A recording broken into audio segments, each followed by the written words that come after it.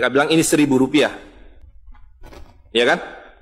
Tapi makin lama di dalam isi riba, 1.000 rupiah yang dulu bisa dipakai untuk membeli 50 kg emas pada tahun 46, ketika pertama kali diberikan rupiah, hari ini diberikan tukang parkir pun tidak mau.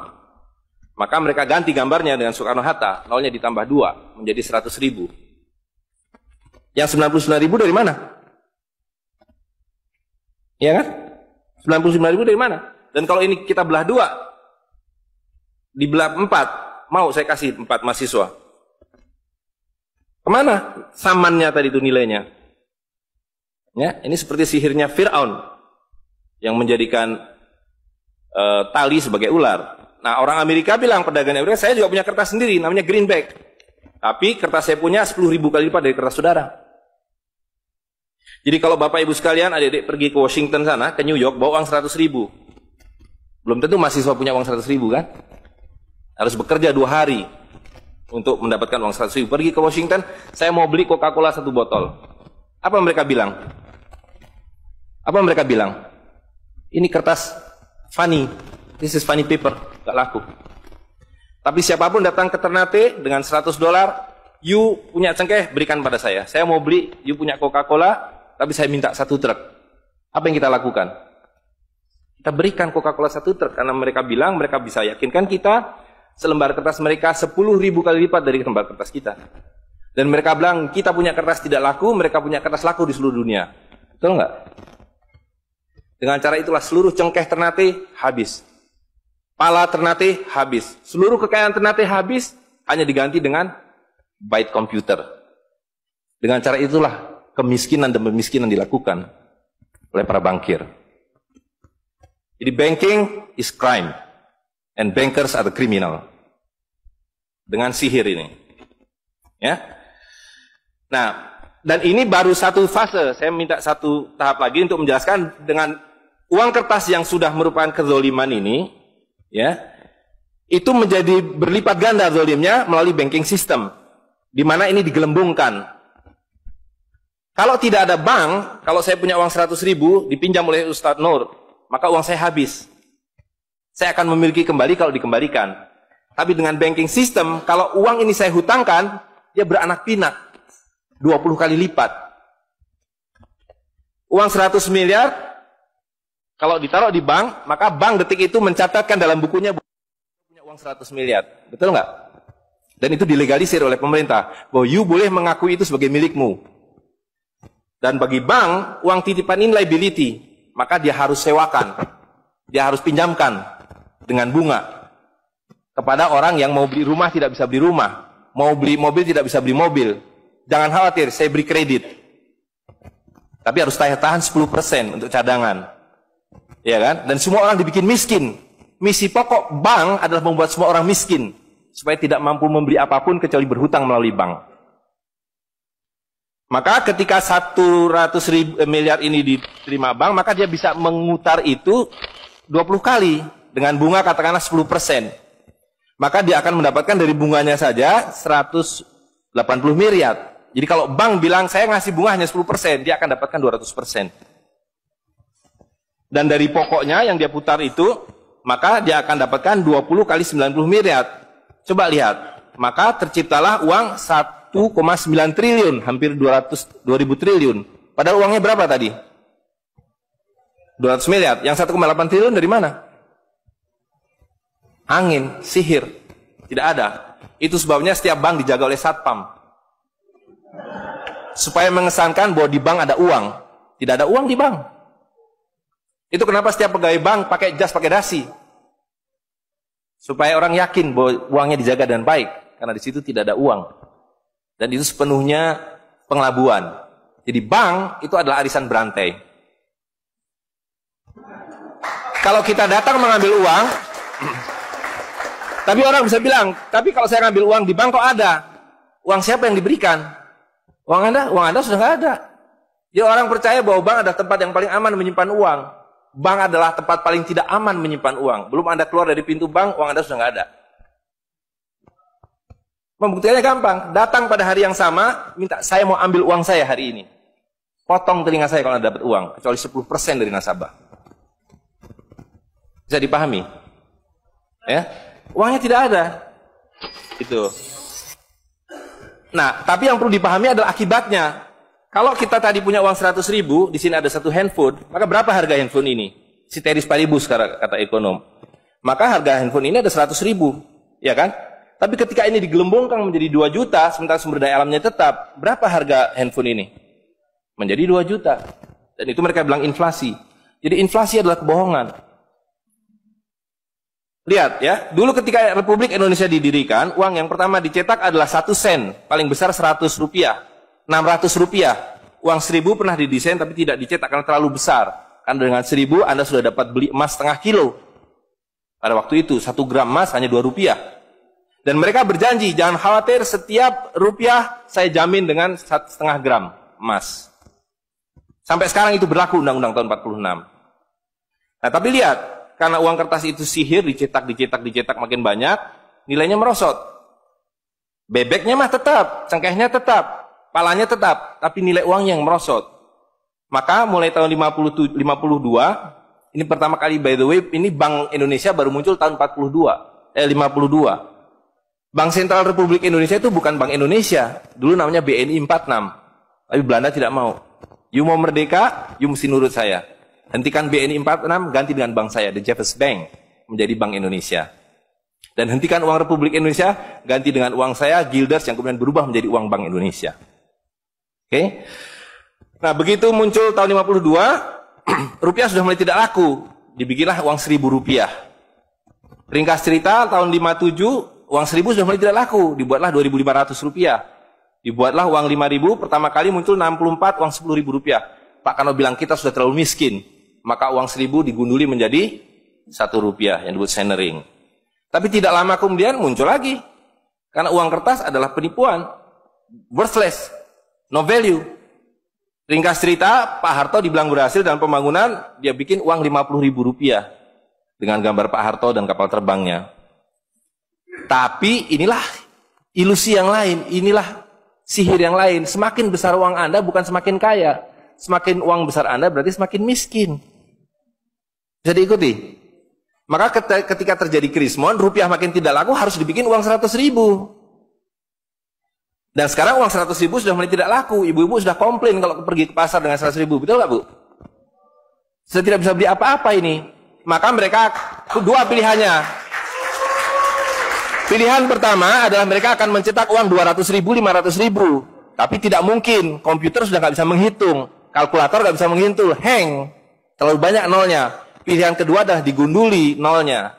Redenominasi. Jadi redenominasi itu bukan untuk mengatasi inflasi, tapi untuk menutupi inflasi.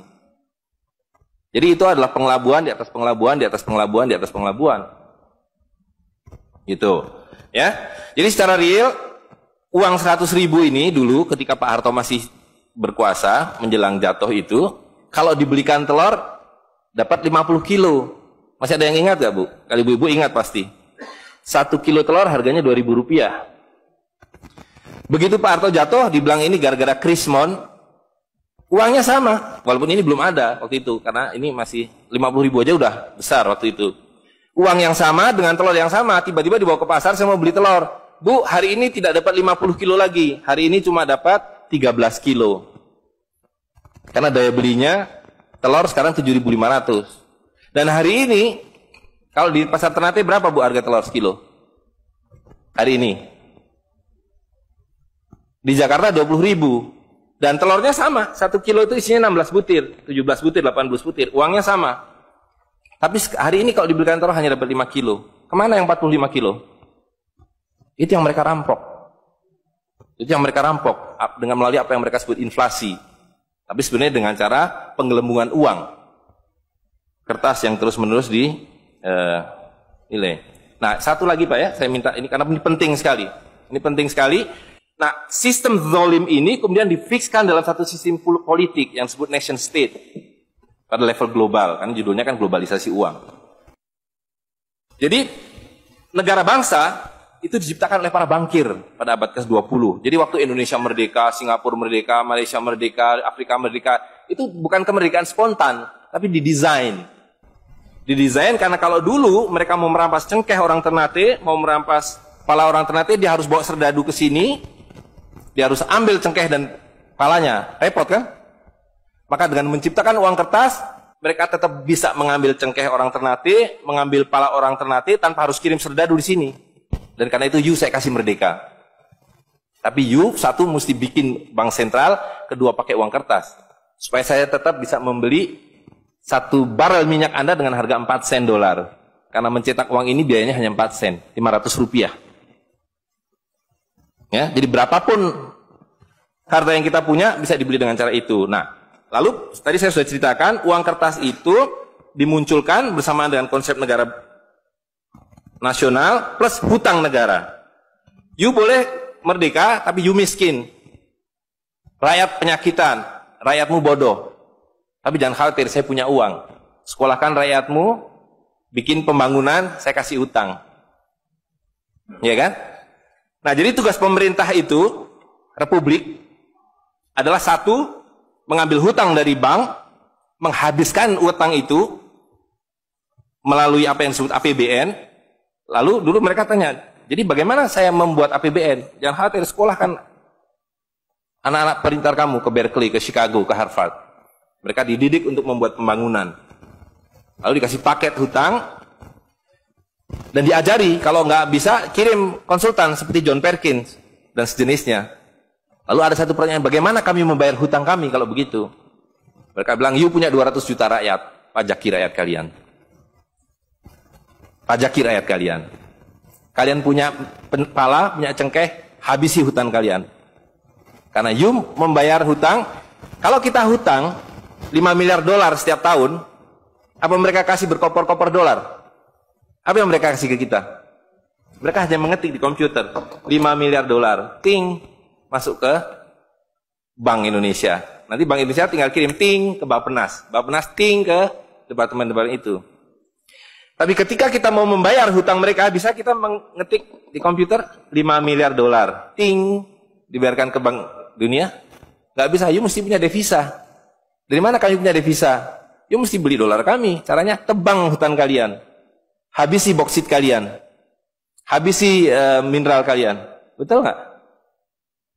Nah, jadi itulah yang terjadi di dalam sistem Fir'aun sekarang ini. Bahwa pemerintah itu didesain hanya untuk mengambil hutang dari bank, menghabiskan melalui APBN dan proyek, kemudian memajaki rakyat. Karena itu pajak semakin hari semakin tinggi, semakin banyak, semakin tinggi, semakin banyak. Gitu. Nah, jadi kalau digambarkan seperti ini, ya kan? Wilayah domestik nasional itu adalah demokrasi. Supaya kalau 5 tahun harus ganti. Kalau ada presiden, ada perdana menteri yang tidak nurut pada para bankir, out. Tapi para bankir tidak pernah berganti. Mereka turun-temurun, perusahaan swasta, anak beranak pinak. Ini kira-kira hanya 400 keluarga di dunia ini yang menguasai seluruh sistem keuangan dan politik. Jadi kita ini sekarang utangnya tiba-tiba sudah 2.100 triliun. Padahal tahun waktu Pak Harto jatuh itu utangnya hanya berapa? 50 miliar dolar. 500 triliun. Sekarang sudah 2.000 triliun. Dan begitu kurs dolar berubah, utang kita nambah. Gitu. Dan BI tidak pernah memenuhi janjinya. Karena tugas pokok BI adalah menjaga stabilitas kurs. Tidak pernah bisa.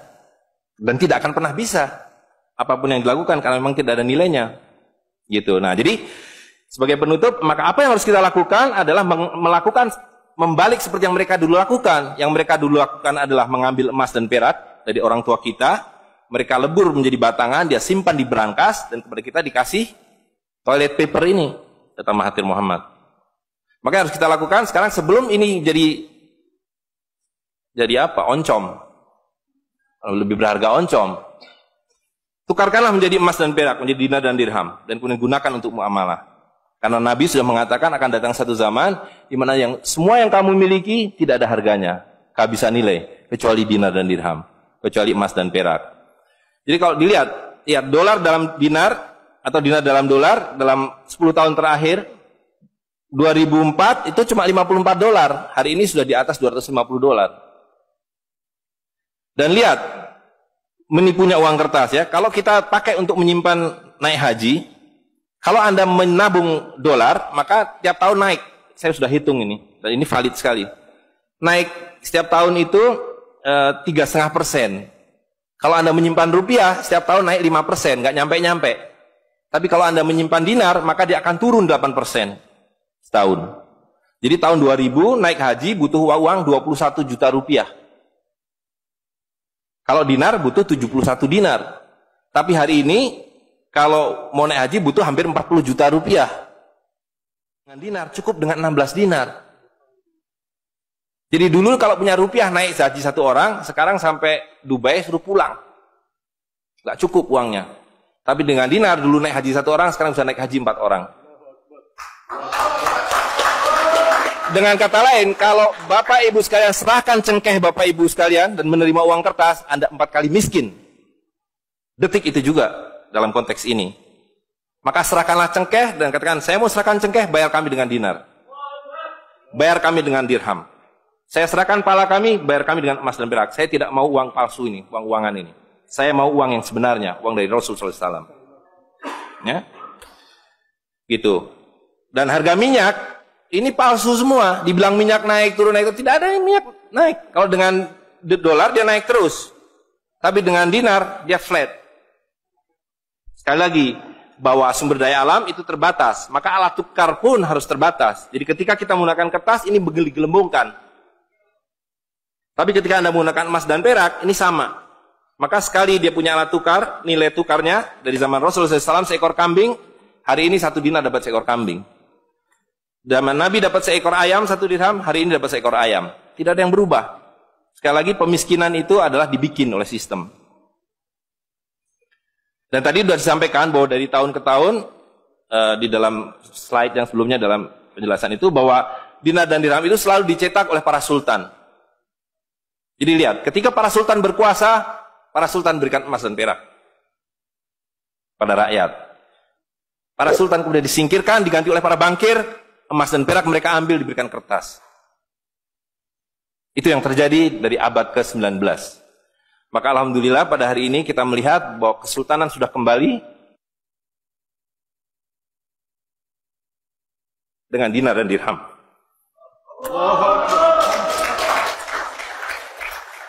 Dan ini adalah awal berakhirnya sistem riba.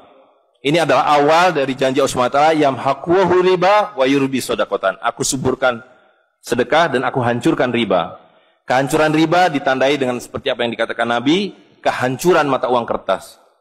Suka atau tidak suka, terima atau tidak terima, ini adalah awal kehancuran. Dan karena itu yang harus kita lakukan adalah supaya kita tidak ikut hancur di dalamnya, kita song-song kembalinya dinar dan dirham. Dan itu berarti kembalinya sultania. Dan Ternate adalah awal dari kembalinya dinar dan dirham dan sultania bersama dengan Kesultanan Cirebon, bersama dengan Kesultanan di Sulu. Jadi sekarang sudah ada ketiga sultan yang mencetak kembali dinar dan dirham. Dan ini akan mengawali kembalinya dinar dan dirham di seluruh dunia. Jadi kalau pada abad 15, abad 16, abad 17 bangsa Ternate sudah sampai ke Madagaskar, sudah sampai ke negeri atas angin di Spanyol, maka pada abad 21 kembali Ternate sampai Spanyol. Ternate sudah kembali sampai Afrika Selatan, sudah sampai Eropa melalui dinar dan dirham yang berlaku di seluruh dunia. Orang Amerika tidak bisa mengatakan emas saya 5 kali lipat dari emas saudara, tidak bisa. Emas kami dari Ternate sama harganya dengan emas kalian. You 1 dinar, kami 1 dinar. You 1 dirham, kami 1 dirham. Itulah keadilan. Ya. Jadi karena itu Bapak Ibu sekalian, yang terakhir sekali saya ingin sampaikan, dinar dan dirham yang kita bicarakan ini tidak ada artinya kalau berhenti hanya di dalam ruangan ini. Dinar dan dirham harus segera berkemerincing di kota Ternate. Dan Anda semua yang harus memulainya. Tadi 2 orang sudah menyatakan diri sebagai relawan jawara, jaringan wirausahawan dan pengguna dinar dirham Nusantara. Maka dalam waktu sebentar, insya Allah di Ternate, dari 2 orang ini akan menjadi 2.000 orang yang menggunakan dinar dan dirham. Ya, dari 2.000 akan menjadi 200.000. Seluruh penduduk Ternate menggunakan dinar dan dirham. Dan Kanjeng Sultan dari beberapa waktu yang lalu sudah mulai membagikan zakat dalam dirham. Jadi di Ternate itu sekurangnya sudah ada 1.000 orang memiliki koin dirham yang dibagikan oleh Sultan. Dan itu adalah awal. Ini baru awal, dari kembalinya Islam dan berakhirnya kezaliman. Jadi sekali lagi Bapak Ibu sekalian, marilah segera ya ular-ular Fir'aun itu kita akhiri dengan cara yang sangat mudah, yaitu kita mentaati perintah Allah SWT. Allah SWT mengatakan wa halalul bai' wa harramar riba. Aku halalkan berdagang dan aku haramkan riba. Dan uang kertas adalah riba par excellence. Di dalam uang kertas ini ada 2 riba sekaligus. Ya, jadi saya kira itu saja. Saya mohon maaf mengambil waktu agak terlalu banyak, tapi ini penting karena supaya clear semuanya. Ya, karena ini baru pertama kali dibicarakan di Ternate. Demikian, assalamualaikum warahmatullahi wabarakatuh.